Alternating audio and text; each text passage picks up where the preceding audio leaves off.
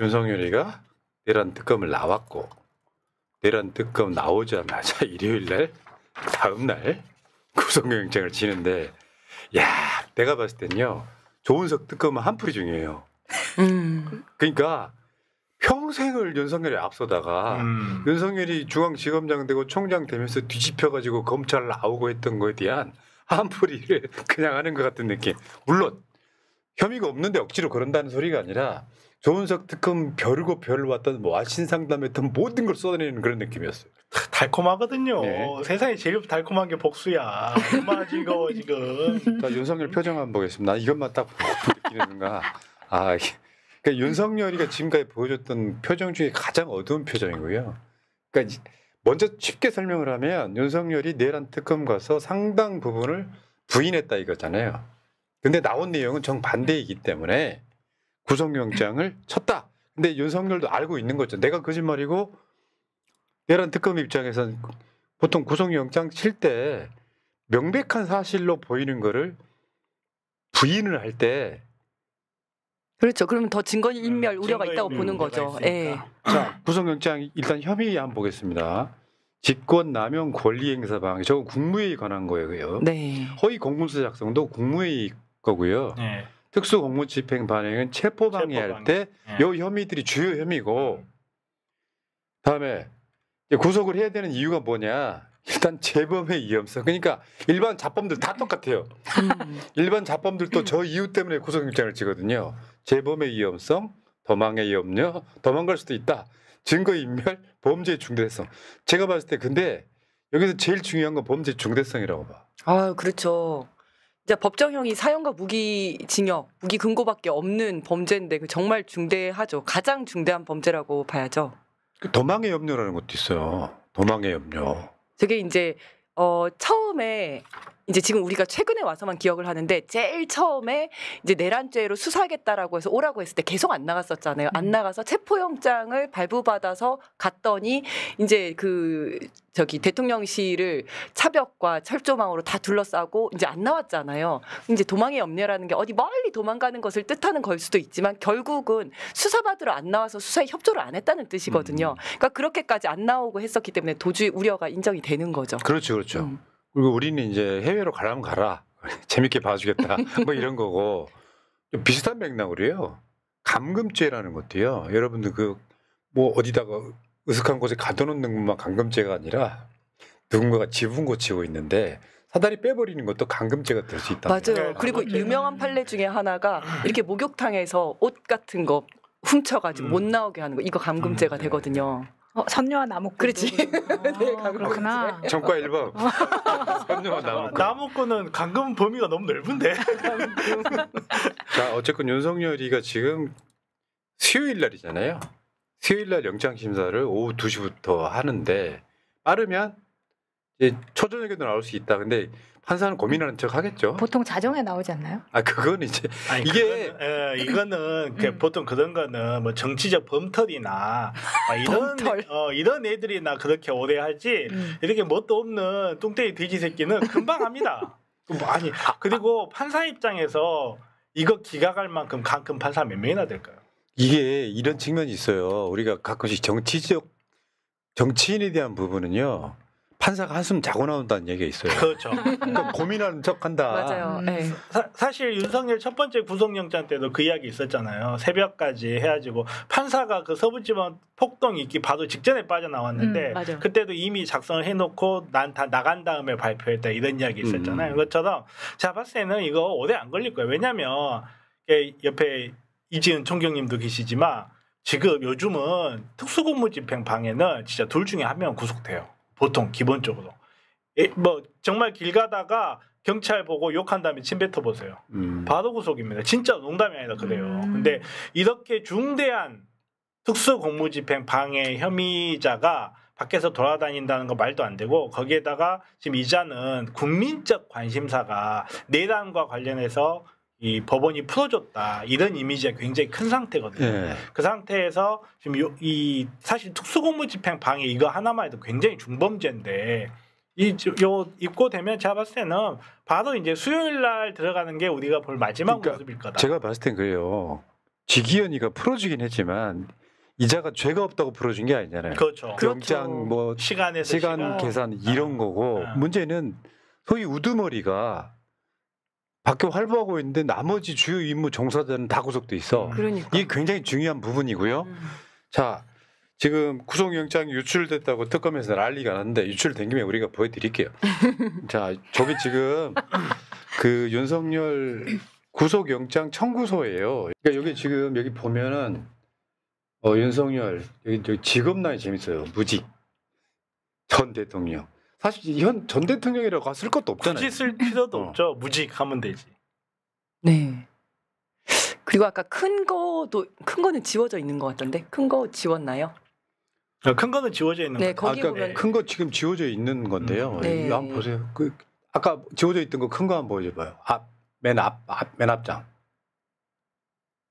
그 거기에 보면 구속 사유에 이제 아까 뭐 도주 우려, 증거인멸 우려 이게 전부 다 체크 그러니까 검게 다 이렇게 표시가 그렇죠. 돼 있거든요. 해당된다고. 그 중에 하나가 뭐냐면 이제 피해자, 중요 참고인 등에 대한 위해 우려가 있어요. 저기 밑에서 한 5번째 칸쯤 될까요? 이렇게 검은색으로 딱 이렇게 표시가 되어 있는데 이게 뭐냐면 그 김성훈이 참고인으로 그러니까 피해자로서 조사를 받을 때 윤석열 변호인단이 있을 때는 얘기를 안 하다가 그 변호인단이 딱 나가니까 아 사실은 윤석열이 이랬고요 저랬고 얘기를 다 했다는 거예요. 그러니까 사실상 말 못하게 이틀 막 하려고 옆에서 지키고 서 있었다는 거죠. 맞아요. 그러니까 뭐 만약에 이런 윤석열이 진짜 불구속 상태에서 밖에 돌아다니고 이러면 이 정말 다른 피의자를 다 부하들이잖아요. 그렇죠. 다른 피의자를 뭐 위에 협박할 수도 있고 하는 거잖아요. 그렇기 때문에 이런 다른 피해자 중요 참고인 등에 대한 위해 우려도 있다 이렇게 판단을 한 거죠. 구속영장 내용 잠깐만 보겠습니다. 여기 보면 다른 걸 떠나가지고 정밀하게 나와요. 여기서 보면 있잖아요. 피고인이 김성훈한테 그때 체포하려고 할 때 하는 이야기입니다. 비화폰으로 전화하여 내가 그렇게 들여보내지 말라고 했는데 너 처장한테 그 내 이야기 전달했어 안 했어? 그러니까 이 구조가 뭐냐면은 그때 박종준이라고 경호처장이 있었고요. 네. 김성훈이 경호차장인데 내용을 들어보면 회의를 해. 윤석열 중심으로 이 박종준 경호처장 있고 김성훈 차장이 있는데 박종준 처장이 나가면 김성훈이가 막 저기 경호처 간부들 뭐라고 닥달하면서 이게 어떤 구조냐면 윤석열이가 김성훈한테 박종준한테 전달해라 이런 구조예요. 이게 말이 돼요? 그러니까 김성훈이랑 다이렉트로 얘기를 했더라고요. 그리고 박종준은 뭔가 살짝 좀 빠져있는 듯한 느낌이 들었고 1차 체포영장 집행했을 때 박종준이 한 명 경찰관을 들여보냈었거든요. 그랬더니 그거 갖고 이제 노발대발을 한 거예요. 그러면서 야 내가 못하게 했는데 왜 그거를 박종준한테 얘기 안 했어? 라고 지금 그 윤석열이 김성훈한테 얘기를 하는 겁니다. 뭐 이런 것도 있어요. 그 다음 거 보면은 차장, 네가 통신에 대해 잘 안다며. 비오폰 관련 규정이 어떻게 돼? 서버 삭제는 얼마마다 한 번씩 되냐? 수사 받고 있는 그 세 사람의 단말기 그대로 놔둬도 되느냐? 그러니까 이성윤 의원의 증언처럼 굉장히 겁이 많은 자예요. 그러니까 계속해서 저 김성훈한테 닥달을 해요. 네, 쉽게 볼 수 없어야 비아폰이지 조치해라. 그래서 비아폰 아니냐라고 네. 하면서 사실상 이제 삭제 지시를 한 거죠. 그 다음 거 한번 보여줘봐요. 내용이 그런 거예요. 그러니까 윤석열이가 피의자로부터 이와 같은 지시를 받은 김성훈, 윤석열이가 피의자입니다. 네. 대통령 경호처에서 비화폰을 관리하는 부서의 장인 대통령 경호처 지원본부장 김대경에게 전화하여 대통령님이 말씀하시더라. 수사받는 세 사람 비화폰 그거 아무나 볼 수 있게 내버려두면 되겠냐. 그러니까 김성훈이가 계속해서 지시사항을 내리면서 대통령님이 VIP가 그렇게 말하더라가 계속 나오는 거죠. 근데 아까 말씀하신 것처럼 그런 측면인 것 같아요. 그 다음 거 한번 보여줘봐요. 여기도 보면 뭐가 있었냐면 이게 적나라하게 나오는데 그때 처음에 공수처가 들어갔을 때 경호처 직원들이 공수처의 직원들을 폭행했다는 장면이 저겁니다. 네. 이거 한번 볼게요. 2차 저지선을 돌파하는 공수처 검사 박상현의 양팔 부위를 붙잡은 뒤로 밀쳐 주저앉도록 하고 계속하여 공수처 검사 박상현이 앞으로 걸어가지 못하게 팔 부위를 잡아당겨 휘청이게 하는 등 폭행하고 이름을 알 수 없는 다른 경호 공무원은 그 무렵 2차 저지선 돌파를 시도하는 공수처 파견 경찰 공무원 경감 김성일 및 경위 이혜원의 멱살 부위를 각각 붙잡는 등 폭행하였다. 야, 그러니까 우리가 몰랐던 곳에 저런 게 그렇죠. 들어있었던 거예요. 카메라의 사각지대에서 이런 일이 지금 계속 있었던 거죠. 사실은 저때 이제 1차 체포 영장 집행 당시에 저때 이제 실패하고 나왔잖아요. 그래서 사실은 우리는 되게 욕을 많이 했었잖아요. 경찰이 저렇게 준비도 없이 가가지고 저러고 그냥 나왔냐 이랬었는데 사실 저 안에서는 저런 뭐 약간 물리적 충돌이 계속 있었던 거죠. 네. 결국은 이렇게 되면 이제 특수공무집행 방해 치상. 치상까지 가는 거죠. 치상까지 가면 형량 올라가는 소리가 쭉쭉 들리는데 어차피 윤석열한테는 이런 거 형량 올라가는 거 사실 신경 쓸 일은 아니죠. 어차피 사형인데. 어차피 사형인데. 네. 어차피 뭐 구속 가능성을 높여준다. 뭐 요 정도에서만 의미가 있을 뿐 아무런 의미도 없을 것 같아요. 저는. 맞아요. 그래도 하루빨리 우리 눈앞에서 치워진다는 게 아주 그냥 기쁠 뿐이죠. 예. 지금 이 보도 있었죠. 아까 그 이지은 위원장 말씀하신 거. 김성훈 차장이 윤 변호인을 나가자 진술을 바꿨다. 이 구조가 어떤 구조냐면 얼마 전에 한덕수가 나갔었잖아요. 네. 본인은 처벌받고 싶지 않잖아요. 그러니까 윤석열이 지시였다. 그거랑 똑같습니다. 그럼 똑같죠. 그리고 지시였다고 한다고 해서 본인이 빠져나갈 수는 없습니다. 다시 한번 제가 상기시켜 드릴게요.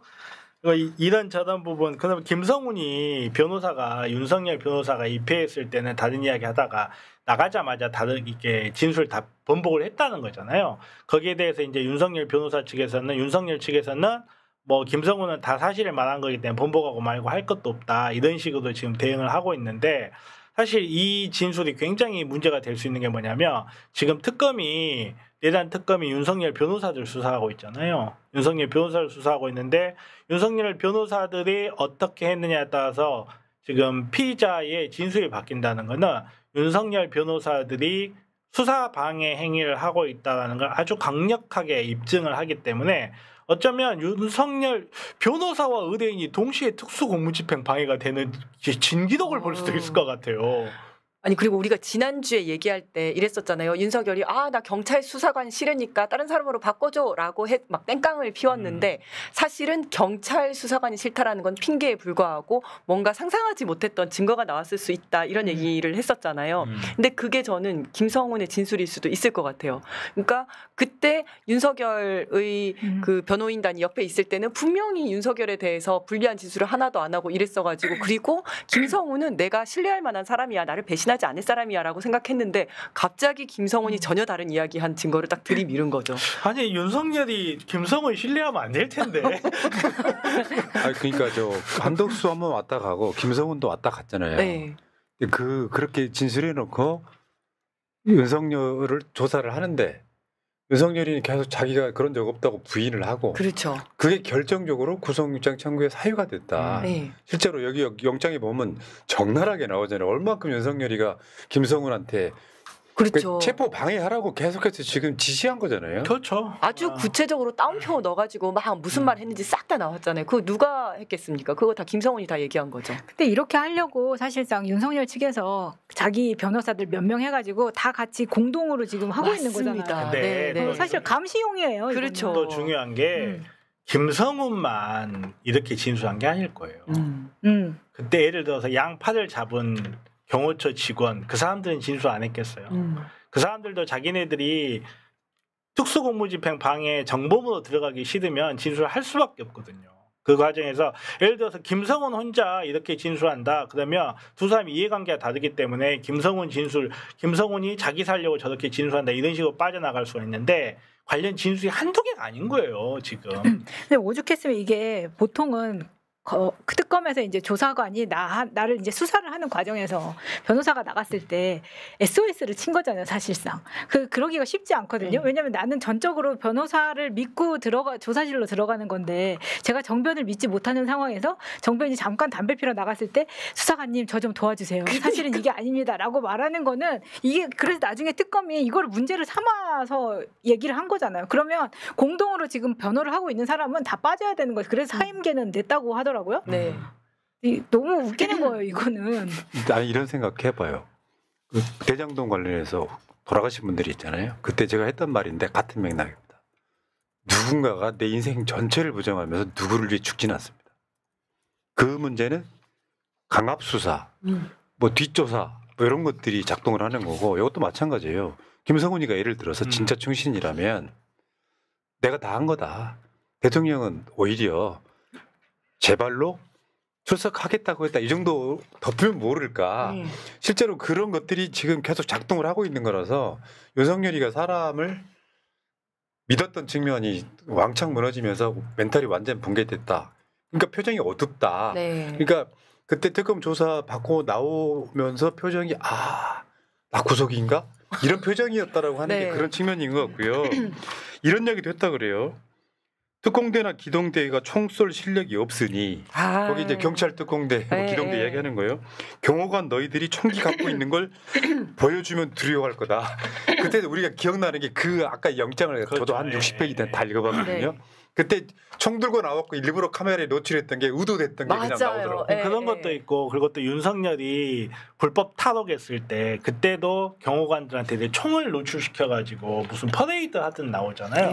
네. 제가 봤을 때는 얘는 약간 총에 무슨 좀 한 번도 총을 안 쏴봐가지고 패티시가 있나봐. 그래가지고 총을 쏠 줄을 몰라가지고 심각해요. 보고 있으면. 아니 저는 일단 이야기를 듣는 순간 정말 기가 막힌 게 우리가 경찰관의 정당한 지시를 듣는 거는 그 사람이 나보다 힘이 세 보이거나 그 사람이 총을 가져서 우리가 경찰관의 지시를 듣는 게 아니라 그 정당한 권한을 인정하는 거, 권위를 인정하는 거잖아요. 그리고 영장을 또 그 이제 영장의 수능, 체포라든지 그런 거를 수능하는 것도 결국은 그 판사 아니면 사법 제도의 권위를 인정을 하는 건데 그게 아니라 그냥 야, 니네가 총도 잘 쏘니까 뭐 한번 총 한번 보여줘. 그럼 걔네들은 뭐 찍소리도 못할 거야. 이런 정도의 수준의 생각을 가지고 있다는 게 너무나 참 처참하고 저렴한 친구. 맞습니다. 여기서 V1과 V 제도의 차이를 느낄 수 있죠. V 제도는 안 쏘고 뭐 했어. 그다음에 야 있었으면 뭐 내가 쏘고 뭐 나도 죽고 뭐 할 거다 이렇게 얘기했는데 이 쪼잔한 V1은 한다는 짓이 총을 보여주지 그랬어. 이러고 있는 거. 야 니네가 총 더 잘 쏴. 뭐 그러니까. 이러면서. 예, 그러니까 보니까 이게 보니까 그 윤석열 구속영장 청구의 스모킹건이 뭐냐면 비화폰 통화하더라고요. 그러니까 그 요소 지점마다 이게 보안성이 있다고 생각을 했는지 비화폰을 통해서 계속 지시를 합니다. 그게 이제 나중에 윤석열이 탄핵 당하고도 비화폰 썼다. 여기까지 연결이 되는 거거든요. 그러니까 윤석열이 지금 이 정도 나왔으면은 구속영장 발부는 100%. 발부돼요. 발부됩니다. 이거는 발부 안 할 수가 없어요. 그리고 발부 안 하면 직이야. 그리고 이제 이게 가장 핵심인 것 같고, 그다음에 이제 국무회의에서 직권남용 권리행사방해 혐의 저건데요. 저 사람들은 뭐냐면은 피해자들이에요. 국무위원들이 계엄 해제에 표결할 권리가 있는데 심의하고 의결할 권한이 권리가 있는데 이 사람들은 안 부른 거야. 네. 직권남용 권리행사방해. 그 윤석열의 지시다. 네. 요거 한덕수가 분 거죠. 그러니까 지금 보니까 국무위원들 즉 장관들이 세 개 급으로 나뉘더라고요. 그러니까 계엄을 하기 전에 불렀던 사람들이 한덕수, 조태열, 박성배, 이상민 이 사람들은 공범들이고 계엄 때 부른 사람들이 송미령 장관 이런 사람들은 내 말 잘 듣겠다 싶은 사람을 계엄 때 불렀고 계엄 때조차도 안 부른 사람이 이제 김문수 이주호 뭐 저런 사람들. 근데 김문수는 참 아이러니야. 그러고 생각해보면. 근데 왜 자기는 사과도 안 하겠다. 윤석열의 빅픽처겠지. 그러니까요. 이자는 앞으로 대선 나갈 거니까. 내가 보호해준다 이거예요? 놓치지 말아야지. 놓치지 마라. 그럼 본인이 탄핵된 걸 그때부터 알고 있었다는 건가? 그러니까 저게 지금 그거고요. 그 다음이 뭐냐면 허위 공문서 작성 혐의는 국무회의 회의록을 일단 안 만들었어요. 그렇죠. 나중에 강의구를 통해서 그렇죠. 그 국무회의 회의록을 급조해서 만들었는데 그때 한덕수가 야 이거 문제가 될 수 있으니까 만들지 말자 이렇게 해가지고 왔다 갔다 하는 상황이 있었거든요. 근데 저것도 가리고 싶어서 강희구 변호사도 지금 윤석열이 달아놓은 사람이잖아요. 맞아요, 감식으로. 맞아요. 네. 윤석열 배신한 그러니까 뭐 윤석열 입장에서 보면 윤석열 배신한 사람 중에 하나예요. 강의구가. 내가 살고 봐야지. 내가 살고 그렇죠. 봐야지. 아니 근데 저는 저 사람들 마음을 이해를 하는 게 만약에 윤석열이 저렇게 딱 됐을 때 야 나만 다 내 책임이다. 나만 처벌하고 우리 부하 직원들은 처벌하지 마라. 다 내 잘못이다라고 했으면 저 사람들도 저렇게까지 안 했을 건데 이 사람이 시켜서 했는데 갑자기 나는 잘못한 거 없고 전부 다 부하 직원들이 잘못했다니까 저 사람들도 빡치지 자기가 않겠습니까? 잘못했다는 걸 인정해가지고 내가 뭘 책임을 지겠다 이럴 수 있는 놈이면 내란을 일으키지도 않고 자기 와이프가 저 연병을 하고 가리게 두지도 않아요. 그런 깜냥이 되는 인간이 아니에요, 그냥. 그러니까 부하 직원들 입장에서도 뭔가 좀 충성을 하려고 해도 충성이 되지가 않는 거예요. 그렇죠. 아니 뭐 먼저 배신당했는데 뭐 먹을 게 있으면 옆에서 1억도 줄 수 있지. 이러면 1억 원이라도 받으려고 뭔가 할 텐데 지금은 끈떨어진 연애에다가 지금 이제 말 그대로 사형 집행까지 뚜벅뚜벅 걸어가시는 분 옆에 이 사람이 무슨 뭐 인간적으로 너무너무 훌륭해서 내가 인간적으로 감업돼가지고 내가 이 사람을 따라서 죽을란다. 이런 사람이 있겠냐고. 그러니까 이런 거예요. 김용현 같은 자들이 그런 생각을 했겠죠. 윤석열이 밖에 있으니까 뭔가 나를 구해줄 거다 생각하는 사람들도 윤석열이 입고가 되는 순간 다 윤석열 쪽으로 밀 거예요. 그럼요. 그렇죠. 당연하죠. 거의 죄수의 딜레마 시작됐고요. 근데 그 토요일 날 특검 조사 받고 나서 저녁도 안 먹고 5시간 동안 조서를 일람했다. 저게 윤석열이 저런 걸 잘하는 것 같아. 그러니까 조사는 받아. 그리고 사실 조사받은 시간만큼 조서 열람을 하는 거예요. 쟤 왜 저러는 거예요? 본인도 영장을 청구할 거라는 거 그리고 발부가 될 거라는 거를 알고 있었던 것 같아요. 그래서 정말 최대한 아주 꼼꼼하게 보고 뭐 지울 거 다 지우고 했을 것 같아요. 제 생각에 윤석열이 봤을까요? 진짜? 아니 뭐 저기도 본인도 보고 다 봤겠죠. 그러니까 그렇긴 한데 제 생각에는 윤석열은 별 생각 없었을 것 같아요. 변호사가 본다고? 윤석열이 그렇게 디테일하게 말에 아다르고 어다르고 그런 거 한두 개 잡아가지고 이거 뉘앙스가 나중에 어떤 영향을 줄 것인가 고려해서 글자 바꾸고 막 이랬을 것 같지는 않아요. 그들만 능력이 되는 사람이 아니라고 봐요, 저는. 저도 안 봐요. 근데 본인은 그런 능력이 될 거라고 생각을 할 거잖아요. 아니, 메타인지가 좀 부족하기 그렇죠. 때문에. 메타인지가 굉장히 부족하게 하긴 할 텐데 제가 봤을 때는 제대로 본 거는 변호사들일 거고 저는 제 생각에는 그래요. 저 기사에서 우리가 눈여겨 볼 거는 저녁도 안 먹었고야. 언론이 봐도 윤석열이 저녁이 안 먹은 거는 이건 너무너무 신기한 일인 거야. 점심은 설렁탕을 먹었고 원래 그렇지. 저녁이 김치찌개로 예정이 되어 있었는데 김치찌개를 취소를 했다는 거 이거는 엄청난 사건입니다. 이거는 어마어마하니 이거는 윤석열이 입맛이 떨어졌다. 내가 봤을 때 이거는 구속 직감이다. 그러니까 그런 것보다 나는 다른 일 해석해봐요. 뭔데요? 이거 빨리 하고 나서 지금 먹어버리면 저녁에 술 먹을 때 그러잖아. 그러니까 배고플 때 술은 배가 고파야 맛있지. 늦게 가가지고 맛있는 김치찌개 한잔 하려고. 근데 이분은 1년 365일 하루 24시간 배가 고픈 분인데. 자, 넘어갑시다. 자, 지금 박근혜가 조사 6일 후에 영장 청구했다는데요. 특검은 하루 만에 영장 청구해서 언론들이 그런 보도를 내고 있습니다. 박근혜 기록 깰까? 뭐 이런 거 있잖아요. 이미 깨졌죠. 영장 청구는. 자, 어쨌건 지금 윤석열이 입고가 빠르면 수요일 저녁 밤 늦어도 목요일 새벽에는 윤석열 재입고된다. 수요일 저녁 봅니다. 네. 자, 그리고 지금 박지영 내란 특검보가 이런 이야기했어요. 외환은 조사 중에 있고 조사할 양도 많이 남아서 범죄 사실에 포함시키지도 않았다. 그러니까 사실 지금 검찰이나 등등에서 조사를 할 때는 외환죄는 거의 못했어요. 이유가 뭐냐면 군 쪽에 반발이 좀 있었어. 네, 반발이 있었고. 근데 요거 지금 이게 쉽게 표현해서 이건 지금 빙산의 일각에 지나지 않아. 외환죄 자체는 지금 조사할 양도 많고 범죄 사실에 포함되지도 않았어. 윤석열이 지금 입고되는 순간 제가 봤을 때는 내란 및 외환 유치죄가 동시에 적용될 가능성이 높죠. 기억을 하실지 모르겠는데 윤석열의 12월 3일 돼지 난동 사태 이후로 제가 계속 이야기하던 게 3개가 있어요. 하나가 내란이고 하나가 외환이고 하나 이적죄 이야기를 계속했거든요. 지금 이제 언론에서 이적죄 이야기가 살살 나와요. 사실 이적죄도 일반 이적죄도 같은 경우도 사형 무기 금고예요. 외환죄랑 거의 비슷해요. 근데 외환죄는 적국과 통모해야 된다는 구속 요건이 있는데 이 통모 부분이 잘 입증이 안 되는 부분이 있어요. 이제 여기에서 뭐 몽고에서 블랙 요원들 문제라든지 여러 가지 문제가 이야기가 나오고 있긴 한데 외환죄는 우선은 입증이 된다 해도 미수고 그리고 이 외국과의 통모 부분이 해결되기 어려운 부분이 있기 때문에 외환죄는 좀 더 수사하고 제가 봤을 때 외환죄를 나중에 일반 이적죄나 항공기 제공 이적죄도 확 틀 가능성이 굉장히 높다고 봐요. 그리고 또 변호사입니다.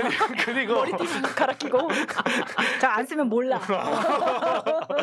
그리고 지금 그 특검에서 외환죄를 뺀 거는 만에 하나 10만에 하나 만약에 윤석열의 구속영장이 기각이 된다 했을 때 즉시 외환죄를 포함해서 재구속을 하기 위한 하나의 안전장치로서의 역할도 할 것이다. 그래서 이번에 외환죄가 안 들어갔다 해서 너무 서운해하실 게 전혀 없어요. 정말. 네. 오케이 당연히 일단 붙잡아 놓고 수사하면 훨씬 편하죠. 네. 네. 자 알겠습니다. 윤석열 구속영장 발부 가능성 100%.